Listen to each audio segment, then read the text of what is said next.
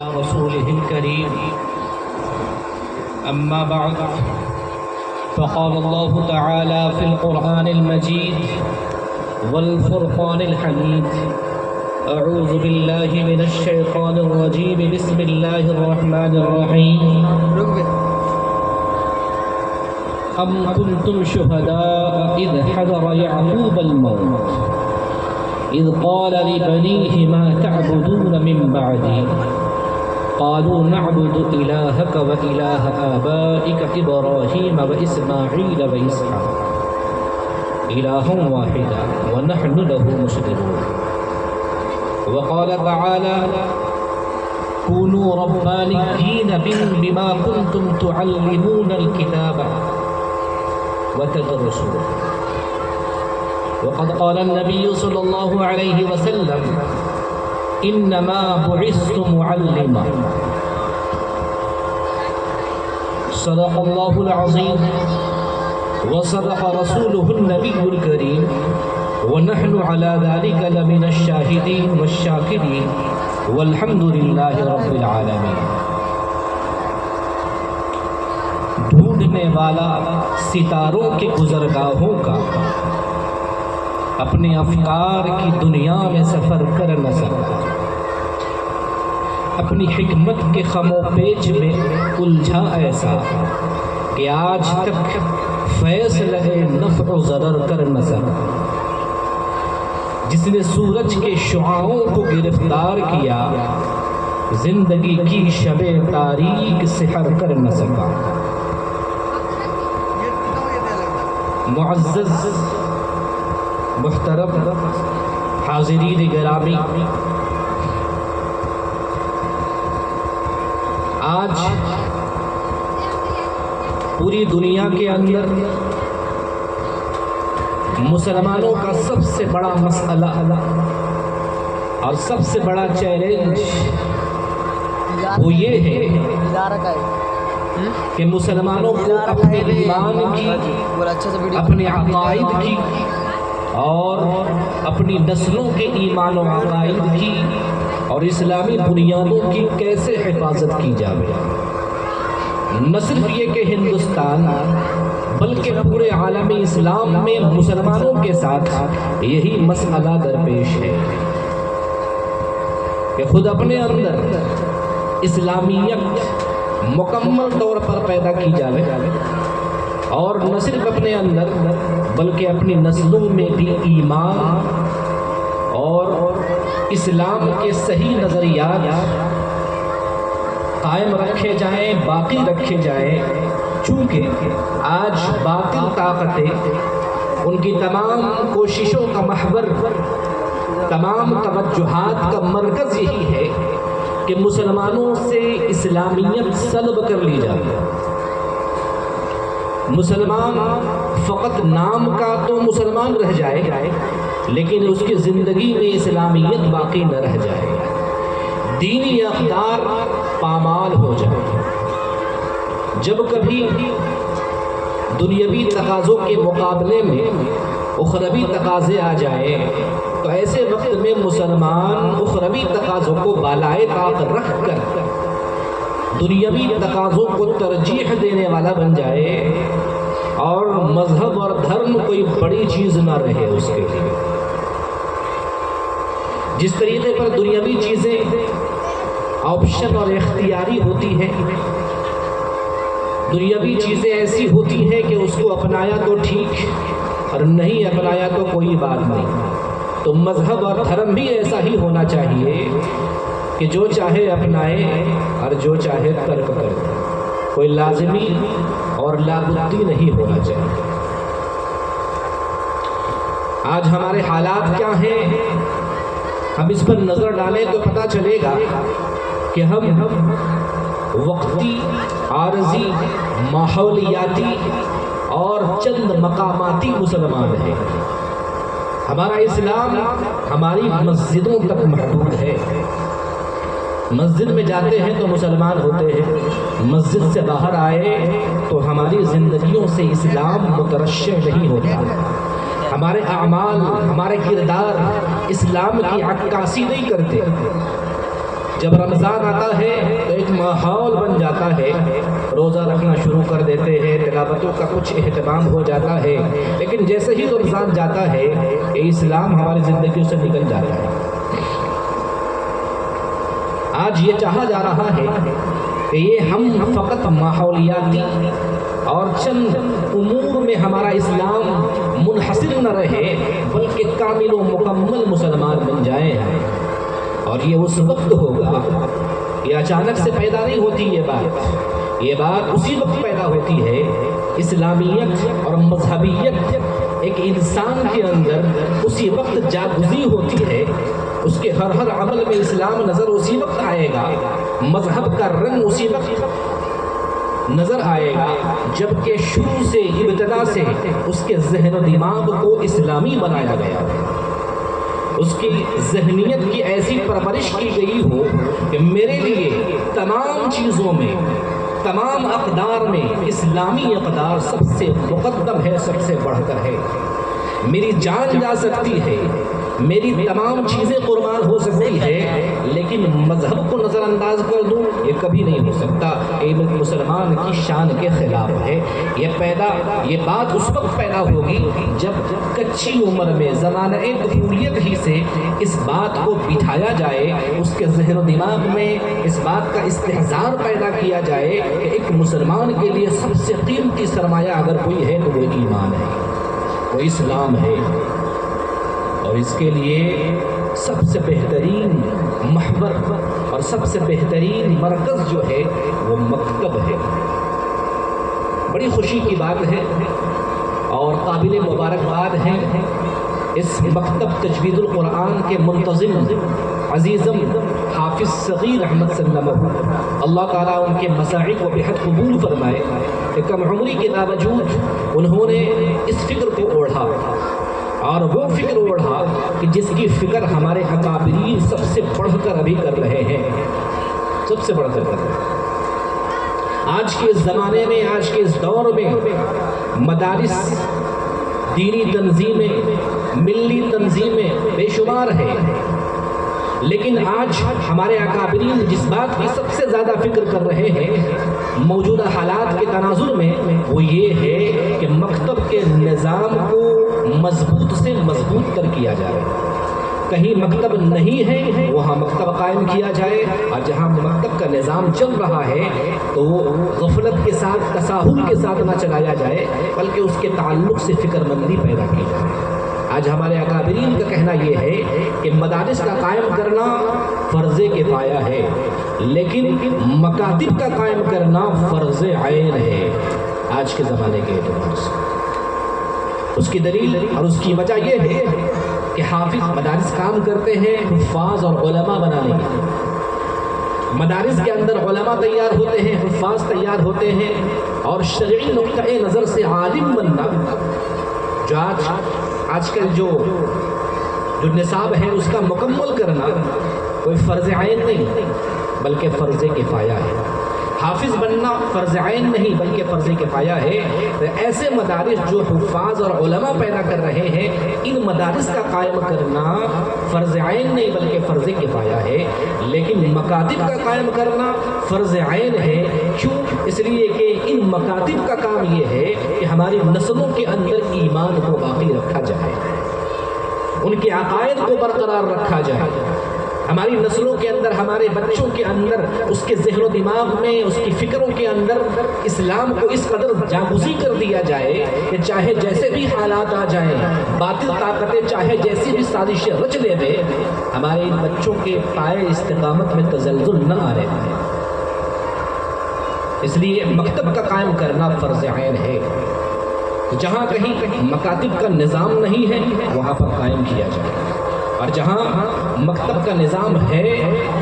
وہ کیسے چل رہا ہے. آج عمومی ماحول جو یہ ہے وہ یہ ہے کہ مکتب کو یوں ہی غیر اہم سمجھا جاتا ہے, بس چل رہا ہے مسجد کے اندر, اپنے بچوں کو یوں ہی رسمی طور پر بھیج دیا, کبھی نہیں بھی بھیجا. مکتب کا کام یہ سمجھتے ہیں کہ ہمارا بچہ تھوڑا قرآن پڑھنا سیکھ جائے, قرآن چل جاوے اس کو,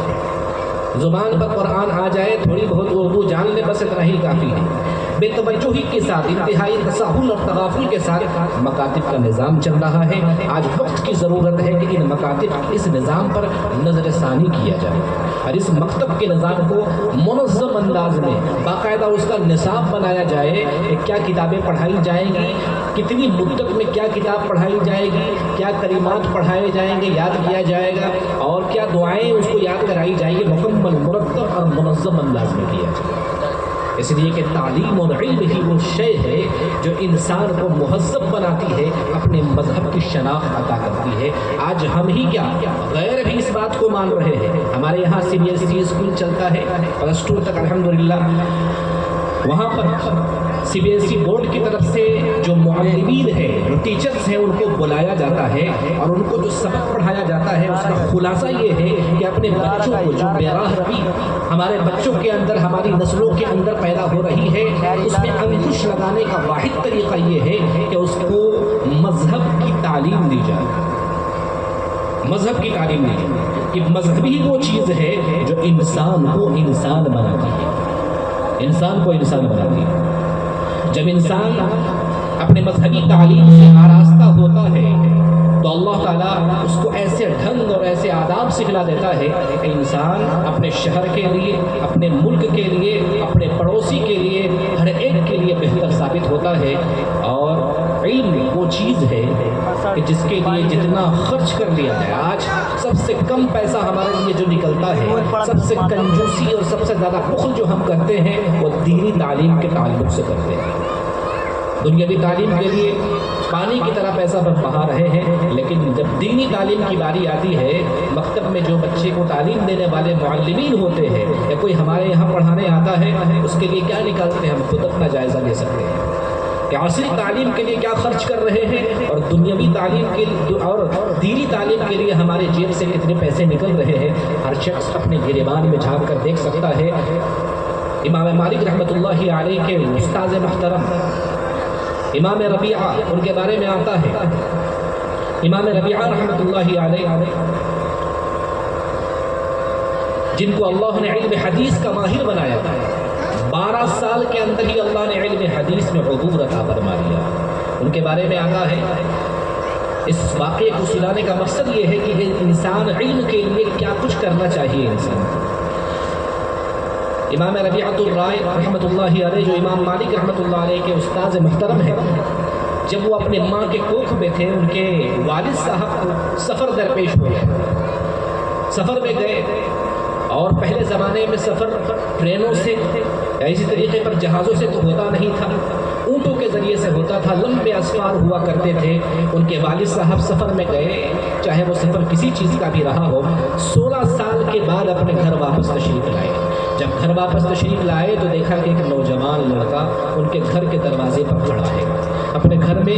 گئے ان کے والد صاحب اور ان کی اہلیہ محترمہ سے دریافت کیا، بڑی شک بڑی نگاہوں سے دیکھا اور پوچھا کہ یہ لڑکا کون ہے، اور دوسرا سوال یہ کیا کہ میں نے تجھے 20,000 درہم دیے تھے، اس کا استعمال کہاں کیا؟ ان کی اہلیہ محترمہ نے کہا کہ آپ اطمینان رکھیں، آپ پہلے غسل فرما لیں اور جا کر مسجد نبوی میں نماز ادا کر کے آ جائیں، اس کے بعد میں آپ کو آپ کے سوال کا جواب دوں گا۔ ان کے والد بزرگوار غسل سے فراغت کے بعد مسجد نبوی جاتے ہیں، نماز ادا کرتے ہیں، اور نماز ادا کرنے کے بعد دیکھتے ہیں کہ مسجد نبوی کے کنارے پر ایک نوجوان عالم دین محدث حدیث بیان کر رہا ہے، اور ان کے سامنے حجاز کے بڑے بڑے محدثین، بڑے بڑے علماء ظالم قدم مستح کیے ہوئے ہیں۔ وہ عش کرتے ہوئے رہ جاتے ہیں۔ وہ گھر آتے ہیں اور گھر آ کر کے اپنی اہلیہ محترمہ سے یہ کہتے ہیں کہ اگر عالم ہو تو اس طرح ہو، محدث ہو تو اس طرح ہو۔ ان کی اہلیہ محترمہ کہتی ہے کہ جس محدث کا تذکرہ آپ کر رہے ہیں، اگر آپ اجازت دیں تو میں کہوں گا کہ آپ نے جو 20,000 درہم مجھے دیا تھا وہ سارا کا سارا خرچ کر دیا جائے، اور ایک ایسا عالم دین پیدا کیا جائے، ایک ایسا محدث وجود میں آ جائے اس کے ذریعے سے جو تمام حجاز کے علمی اعتبار سے مرکز اور محور بن جائے، تمام کی توجہات کا مرکز بن جائے، تو آپ کیا کہتے ہیں اس بارے میں؟ کیا سودا ہے، کیسا سودا ہے؟ وہ کہتے ہیں کہ اگر دنیا کے سارے خزانے اس کے لیے لٹا دیے جاوے، ساری تجوریاں اس کے لیے خرچ کر دی جاوے، لیکن ایک عالم دین ایسا پیدا ہو جائے، یہ بڑا سستا سودا ہے، بڑا سستا سودا ہے۔ تو علم حدیث یا دیگر علوم کی جو ہے قدر ہونی چاہیے ہمیں، تاکہ اس علم کے ذریعے سے ہمارے بچے آراستہ اور پیراستہ ہو، اور جب ہماری زندگی ختم ہو جاوے تو ہمارے بعد یہ ایمان پر باقی رہ سکے۔ آج سب سے بڑی فکر ہماری یہ ہونی چاہیے، اس لیے کہ باطل طاقتوں کی کوششیں یہی ہے کہ آج نہیں تو 10 سال کے بعد، 20 سال کے بعد یہ مسلمان باقی نہ رہے، مسلمان۔ یہ مکتب کا نظام اسی لیے ہے، مکتب اسی لیے کہا جاتا ہے، مکتب کے معنی آتے ہیں لکھنے کی جگہ۔ مطلب یہ ہے کہ جب بچہ آتا ہے تو اس کے لوحے قلب پر، لوحے ذہنیت پر لکھ دیا جائے کہ سب سے پڑھ کر اگر تمہارے لیے کوئی چیز ہے تو وہ اسلامیت ہے، سب سے مقدم اگر کوئی چیز ہے تو مذہب ہے، اس سے بڑھ کر کوئی چیز نہیں ہے۔ علامہ علی بن ندوی رحمۃ اللہ علیہ فرماتے ہیں کہ اپنے بچوں کی اور اپنی نسلوں کی فکر دینی اعتبار سے کہ وہ دین میں برقرار رہے، اس کے لیے اس قدر غالب ہونا چاہیے کہ اگر کسی گارجین، کسی والدین کے خواب میں یہ آ جائے، وہ خواب میں دیکھ لے، کسی بیداری کے عالم کی بات نہیں کی جا رہی ہے، بلکہ خواب کے عالم میں، نیند کے عالم میں اگر کوئی والدین میں سے کوئی دیکھ لے کہ میرا بچہ بجائے انتقال کے دیہانت کہہ رہا ہے، دیہانت، اور اسی طریقے پر بجائے شیرینی کے اردو الفاظ کو چھوڑ کر کے وہ پرساد کہہ رہا ہے، تو وہ والدین میں سے جو بھی خواب دیکھے اس قدر بے چین ہو جانا چاہیے بیدار ہونے کے بعد کہ دیکھنے والے ایسا محسوس کرے کہ کسی سانپ نے ان کو ڈسا ہے، کسی بچھو نے ڈس لیا ہے، جس کی بنیاد پر یہ بے چین ہے، بے قرار ہے۔ ایسی بے چینی اور بے قراری اپنے بچوں کی عاقبت کے تعلق سے، اس کی دین اور ایمان کے تعلق سے ہونا چاہیے کہ ہندوؤں کے دیو مالا کی تہذیب اس پر غالب آ رہی ہے کہ اپنے الفاظ چھوڑ کر کے وہ غیروں کے الفاظ استعمال کر رہا ہے۔ حالانکہ مفتیان کرام فرماتے ہیں کہ اس طرح کا جملہ کہنے سے، دیہانت کہنے سے انتقال کی جگہ میں اور شیرینی کی جگہ میں پرساد کہنے سے کوئی کافر نہیں ہو جاتا، لیکن اس کے باوجود اللہ علی بھی رحمۃ اللہ علیہ فرماتے ہیں کہ اپنے بچوں اور اپنے نسلوں کی فکر اس قدر غالب ہونی چاہیے کہ اس قدر بے چین ہو جائے اور ایسا تڑپ رہا ہو کہ دیکھنے والا محسوس کرے کہ کسی سانپ نے اس کو ڈس لیا ہے۔ آج فکر یہی کی جا رہی ہے کہ ہمارے اندر سے اسلام کو سلب کر لیا جائے۔ جب اسلام سلب ہو جائے گا، ہماری زندگیوں سے اسلام نکل جائے گا، احکامات نکل جائیں گے، تو پھر کیا ہوگا؟ پھر ان کو مٹانا آسان ہوگا۔ اس لیے کہ اللہ نے ارشاد فرمایا کہ وَأَنْتُمُ الْأَعْلَوْنَ إِن كُنتُم مُؤْمِنِينَ، کہ جب ایک مومن کی زندگی سے ایمان کی حقیقت نکل جاتی ہے اور اسلام زندگی سے نکل جاتا ہے تو اس کو مٹانا آسان ہو جاتا ہے۔ تاتاریوں نے کیا حال کیا تھا مسلمانوں کا، ہمیں اور آپ کو تاریخ معلوم ہے کہ 3 دن کے اندر 18 لاکھ مسلمانوں کا قتل عام کیا تھا۔ وہ حالات کب آئے، کیوں آئے، کیسے آئے؟ جب مسلمانوں نے اپنے اسلام کو چھوڑا اور اسلامی تقاضوں کو چھوڑا اور ان کی زندگیوں سے مذہبیت نکل گئی، تو پھر اللہ نے دشمنوں کو ان پر غالب کر دیا۔ تاریخ گواہ ہے 3 دن کے اندر 6 لاکھ کر کے 3 دن کے اندر 18 لاکھ مسلمانوں کو، جس میں عوام بھی تھے اور خواص بھی تھے، علماء بھی تھے، فقہا بھی تھے۔ حالت یہ ہو گئی تھی، ایمان کی زندگی سے نکلنے کی بنیاد پر اور عقیدے میں کمزوری آ جانے کی بنیاد پر مسلمان ایسے بزدل بنا دیے گئے تھے کہ لکھا ہے، لکھنے والوں نے واقعات میں لکھا گیا ہے کہ ایک بوڑھی عورت، تاتاریوں کے ایک بوڑھی عورت ایک کنویں کے پاس سے گزرتی ہے، دیکھتی ہے کہ ایک مرد پانی کھینچ رہا ہے کنویں کے سے۔ وہ کہتی ہے کہ تمہارے حلیے سے لگتا ہے کہ تم مسلمان ہو۔ وہ کہتا ہے میں مسلمان ہوں۔ وہ عورت جو کہ بوڑھی ہے، صحیح سے چل بھی نہیں پا رہی تھی، وہ کہتی ہے کہ تم یہیں پر کھڑے رہنا، میں گھر جا رہی ہوں، گھر سے تلوار لا رہی ہوں، تمہیں قتل کرنا ہے۔ اس نوجوان آدمی کے قدموں میں اتنی طاقت نہیں تھی کہ بوڑھی جب تلوار لانے گئی تو وہ اس جگہ سے بھاگ پاتا۔ وہ عورت آتی ہے اور آ کر کے اس نوجوان کا قتل کرتی ہے۔ یہ بزدلی کیوں آئی؟ ایمان میں کی فقدان کی بنیاد پر، عقائد کی کمزوری کی بنیاد پر۔ انہیں تاتاریوں کا ایک واقعہ اور لکھا ہے کہ جب مسلمانوں کا قتل عام ہو گیا، اکثر مسلمان مارے گئے، تو ایک شہزادی، تاتاریوں کی ایک شہزادی یوں ہی نکلتی ہے اپنے لاہو لشکر کے ساتھ، تو دیکھتی ہے کہ ایک ٹوٹا ہوا گھر ہے، منہدم گھر ہے، اس گھر کے ایک ٹوٹی ہوئی دیوار کے آڑ میں ایک بوڑھا شخص قرآن پاک کی تلاوت کر رہا ہے، کچھ پڑھ رہا ہے۔ وہ اپنے لشکروں میں سے کسی کو کہتی ہے کہ اس آدمی کو بلا کر کے لاؤ۔ اس کو بلا کر کے لایا جاتا ہے، پوچھتی ہے کہ تم کون ہو؟ مسلمان ہو؟ کیا پڑھ رہے تھے؟ بتایا قرآن پڑھ۔ لات مارتی ہے اس کو، وہ بوڑھا بیچارہ گر جاتا ہے، پھر کھڑا ہوتا ہے۔ وہ سوال کرتی ہے کہ میں نے سنا ہے کہ تم مسلمانوں کا یہ کہنا ہے کہ چاہے حالات جیسے بھی آ جائیں، تم مسلمان یہ سمجھتے ہو کہ تمہارا اللہ تمہارے ساتھ ہوتا ہے۔ وہ بوڑھا آدمی اگرچہ جسم کے اعتبار سے نحیف تھا، کمزور تھا، لیکن ایمان اور عقیدے کے اعتبار سے بڑا مضبوط تھا۔ وہ کہتا ہے یقین تم نے صحیح سنا ہے، اور ہمارا یقین یہی ہے کہ حالات چاہے جیسے بھی آ جائیں، ہمارے اعمال کی بنیاد پر حالات چاہے جیسے بھی ناگوار ہو، ناگفتہ بھی کیوں نہ ہو جاوے، لیکن اللہ ہمارے ساتھ ہے۔ وہ ہنستے ہوئے اور مسکراتے ہوئے کہتی ہے، اس کا مذاق اڑاتے ہوئے، کہ ایسے بدترین حالات میں بھی تمہارا یہ عقیدہ ہے، تمہارا یہ ایمان ہے؟ وہ بوڑھا شخص کہتا ہے کہ ہاں، ایسے حالات میں بھی میرا دعویٰ یہی ہے کہ اب بھی اللہ تعالیٰ ہمارے ساتھ ہے۔ وہ کہتی ہے کہ آخر یہ پختگی کے ساتھ، اتنی مضبوطی کے ساتھ تم کیسے کہہ سکتے ہو کہ تمہارا اللہ اب بھی تمہارے ساتھ ہے؟ وہ بوڑھا بڑی اچھی مثال دیتا ہے، کہتا ہے کہ تم نے دیکھا ہوگا کہ جب کسی کے پاس بکریوں کا ریوڑ ہوتا ہے، اچھی خاصی تعداد میں بکریاں ہوتی ہے، تو اس کو چرواہا جب چرانے کے لیے لے کر کے جاتا ہے اور تنے تنہا ہوتا ہے تو اپنے ساتھ کچھ کتوں کو بھی لے کر جاتا ہے، تاکہ ان کتوں کے ذریعے سے، اس کے توسط سے ان بکریوں کو کنٹرول کیا جا سکے، قابو کیا جا سکے۔ کہ جن بکریوں کو چرانے لے جایا گیا ہے، یہ تنے تنہا اس کی نگرانی نہیں کر پاتا، تو اپنے دونوں طرف، بکریوں کے دونوں طرف کتوں کو چھوڑ دیتا ہے، تاکہ یہ بکریاں ان حدود میں نہ چلی جائیں جس حدود میں جا کر کے اس کو پکڑ لیا جائے یا مار دیا جائے۔ کہا کہ ہاں دیکھا تو ہے، ایسا ہی نظام ہے۔ اس بوڑھے نے کہا کہ آج ہماری جو حالت ہے اور آج جو ہماری جو یہ شامت آئی ہے،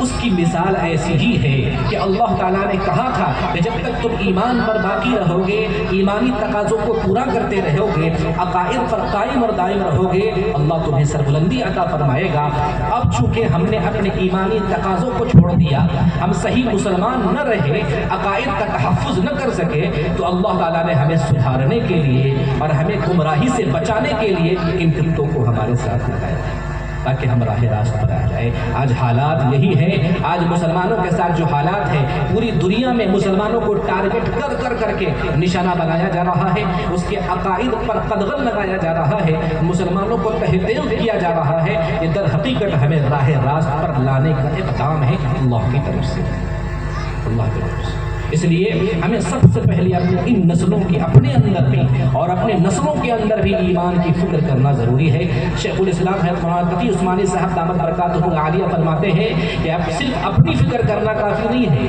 ہم امت محمدیہ ہے، جس طریقے پر اپنی فکر لازمی اور ضروری ہے، اپنی نسلوں کی فکر کرنا بھی لازمی اور ضروری ہے، اور اپنی نسلوں کی فکر ایسے کرنا اور اس کے تعلق سے ایسے بے چین ہونا ضروری ہے کہ جس طریقے پر ہماری نسلوں میں سے کوئی، ہماری بچوں میں سے کوئی اگر آگ کے قریب جا رہا ہو، نادان بچہ ہے، معصوم بچہ ہے، دہکتی ہوئی آگ کی طرف جا رہا ہے، ایک باپ کیسے تڑپ جاتا ہے، بے چین ہو جاتا ہے۔ اور ضرورت ہے ایسے ہی کہ ہماری نسلیں گناہ کے اسباب کے واسطے سے، گناہ کے ذرائع کے واسطے سے جہنم کے قریب جا رہی ہے۔ آج ہمارے اندر بھی اتنی ہی بے چینی ہونی چاہیے ہمارے ان بچوں اور اپنے اطفال کے بے دینی کے تعلق سے، جیسے کہ ایک باپ بے چین ہو جاتا ہے، تڑپ اٹھتا ہے اپنے بچے کے آگ کی طرف جانے کی وجہ سے، اور اس وقت تک سکون نہیں آتا، اس وقت تک قرار نہیں پاتا جب تک کہ اس بچے کو اٹھا نہ لے، جب تک کہ اس کو آگ سے بچا نہ لے۔ ایسے ہی ہمیں بے چین رہنا چاہیے، بے قرار رہنا چاہیے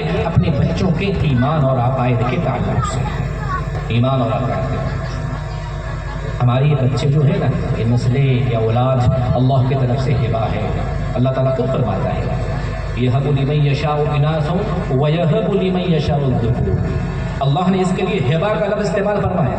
یہ اولاد جو ہے نا،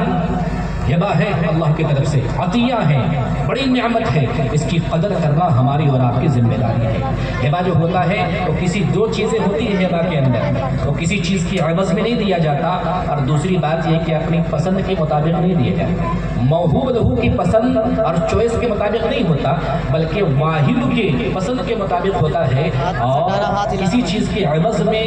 بدلے میں، جزا میں نہیں ہوتا۔ چنانچہ آپ دیکھیں، مشاہدہ کر لیں آپ، اس کا ہبہ ہونا، اللہ نے تو ہبہ فرمایا ہی، لیکن یہ دونوں ضابطے بھی جاری ہوتے ہیں۔ ہم تمنا کر رہے ہوتے ہیں کہ ہمیں لڑکا ہو، لیکن اللہ لڑکی عطا فرما دیتا ہے۔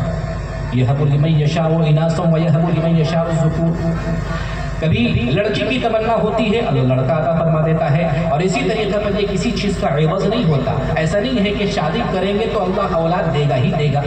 شادی کرنے کے عوض میں یہ اولاد ہمیں ملتی ہے، ایسا نہیں ہے۔ لہٰذا آپ تجربہ کر سکتے ہیں، مشاہدہ کر سکتے ہیں کہ بہت سارے جوڑے وہ ہوتے ہیں کہ شادی کے بعد بے اولاد ہوتے ہیں، ڈاکٹروں کے پاس جا کر کے چپلیں گھس جاتی ہیں لیکن اولاد نہیں ہوتی، اللہ کی مشیت پر موقوف ہے۔ اور بہت سارے لوگ وہ ہوتے ہیں جس پر اولاد کہی اولاد اللہ نے دے رہی ہے،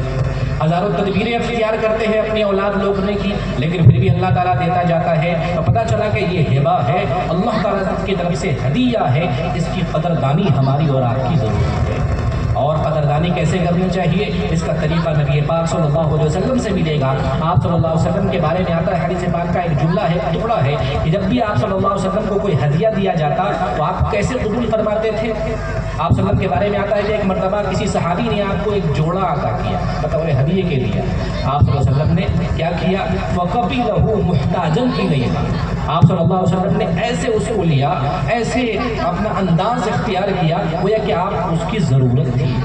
آپ صلی اللہ علیہ وسلم کی اس ادا سے پتہ چلتا ہے کہ جب کوئی ہدیہ دے تو اس کی قدردانی کرنا چاہیے۔ جب اللہ تعالیٰ ہمیں ہدیہ کی شکل میں، عطیہ کی شکل میں اولاد عطا فرمایا ہے تو اس کی قدردانی بھی ہماری ذمہ داری ہے۔ اور سب سے بڑی قدردانی یہ ہے کہ ہم اپنے بچوں کو ایسے چھوڑ کر کے جائیں کہ وہ اپنے ایمان میں، عقائد میں محفوظ ہو،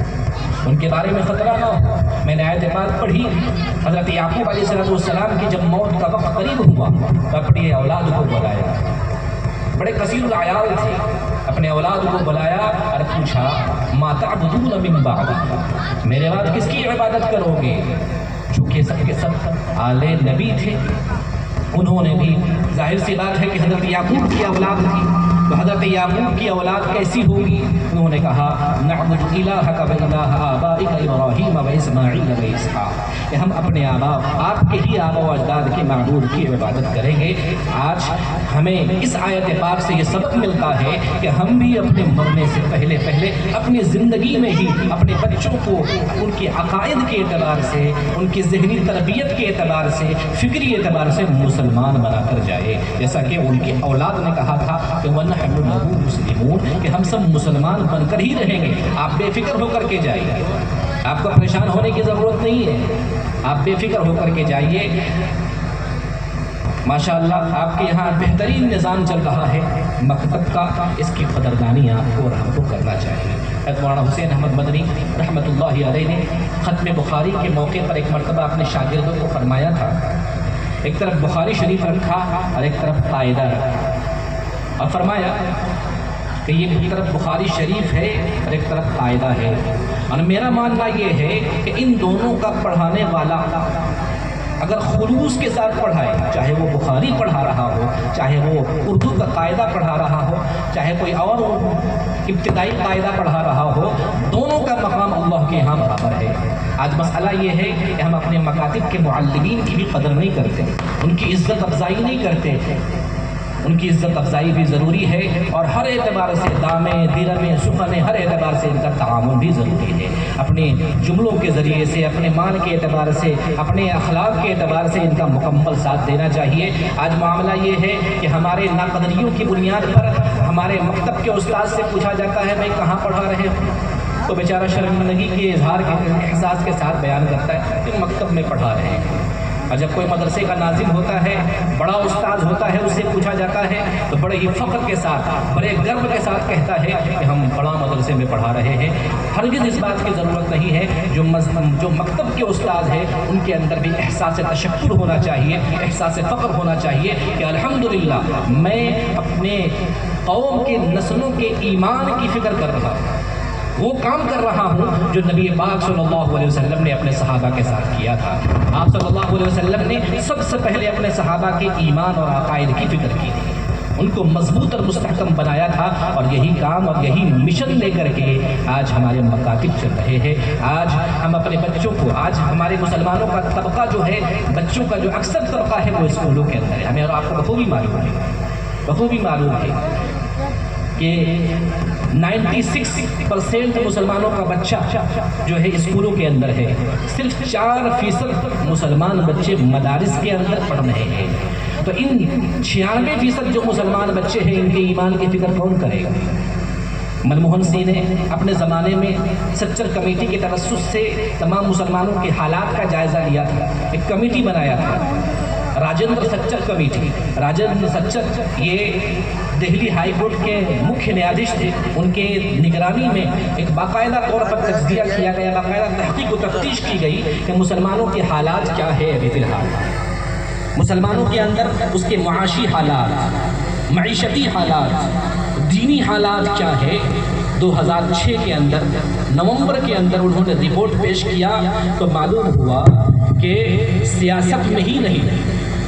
معیشت کے اعتبار ہی سے نہیں، بلکہ دینی اعتبار سے بھی دلیتوں سے بھی بدتر حالات مسلمانوں کے ہیں۔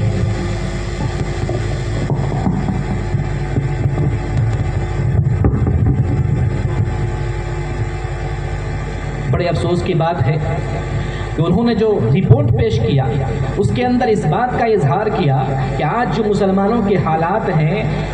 صرف سیاست کے اعتبار سے نہیں، راجنیتی کے اعتبار سے ہی نہیں، مالی اعتبار سے ہی نہیں، بلکہ دینی اعتبار سے بھی دلیتوں سے بھی برے حالات مسلمانوں کے ہیں۔ دلیتوں کے کہ دلت جو ہے اپنے مذہب پر جس انداز میں قائم ہے، آج ایک مسلمان اپنے مذہب کا اس قدر پابند نہیں ہے۔ اور دوسری بات یہ پیش کی کہ آج مسلمانوں کے بچوں کی جو تعداد ہے صرف 4% وہ بچے ہیں جو مدرسے کے اندر پڑھتے ہیں، 4%۔ آج ان 96% مسلمانوں کے بچوں کی فکر کون کرے گا؟ ظاہر سی بات ہے کہ مکتب ہی وہ نظام ہے جس کے ذریعے سے ان اسکولوں میں جانے والے بچوں کے ایمان اور عقائد کی فکر کی جا سکتی ہے کہ صبح کے وقت میں کچھ وقت یہ بچے ہمارے مکاتب کے اندر آ جائیں اور اس کو ایسی تعلیم دی جائے، 2 گھنٹے 3 گھنٹے کی جو بھی تعلیم ہو اس کے اندر اس قدر مضبوط بنا دیا جائے ایمان و عقیدہ کے اعتبار سے کہ چاہے جس اسکول کے اندر جائیں اور چاہے جس نصاب کو بھی پڑھیں اس کی بنیاد اس قدر مضبوط ہو چکی ہو کہ چاہے جیسا بھی نصاب اس کے سامنے پیش کیا جاوے اس کے ایمان میں تزلزل نہ آنے پائے۔ آج بڑے افسوس کی بات ہے کہ آج ہم چاہتے ہیں کہ ہمارے بچے اس اسکول میں پڑھیں جہاں کلکٹر کا بیٹا پڑھتا ہے، ایس پی کا بیٹا پڑھتا ہے، اور ہم داخلہ کرانے کے بعد ہم فخر سے کہتے ہیں کہ ہمارا بچہ، اگرچہ کہ میں رکشہ چلاتا ہوں لیکن میرا بچہ اس اسکول میں پڑھتا ہے جس اسکول میں کلکٹر کا بیٹا پڑھ رہا ہے، ایس پی کا بیٹا پڑھ رہا ہے، حالانکہ اس کو معلوم ہے کہ اسی اسکول کے اندر سرسوتی کی وندنا کی جاتی ہے، اسی اسی اسکول کے اندر سوریہ نمسکار سکھلایا جاتا ہے اور اسی ملک کے اندر وندے ماترم کے نعرے لگائے جاتے ہیں اور بھارت ماتا کی جے کے نعرے لگائے جاتے ہیں۔ ظاہر سی بات ہے کہ اگر بچہ ہمارا ایمانی اعتبار سے مضبوط نہیں ہوگا، مکتب کی تعلیم میں پڑھا ہوا نہیں ہوگا، ایمان کے تعلق سے، مذہب کے تعلق سے اتنا زیادہ ایکٹیو نہیں ہوگا، تو وہ بہت جلدی قبول کر لے گا۔ اس لیے ضرورت ہے کہ اس کے تعلق سے بڑی فکر مندی کا مظاہرہ کیا جائے اور اپنے علاقے میں جو مکتب چل رہا ہے اس کا بھرپور ساتھ دیا جائے۔ دیں گے بھائی انشاءاللہ۔ اس مکتب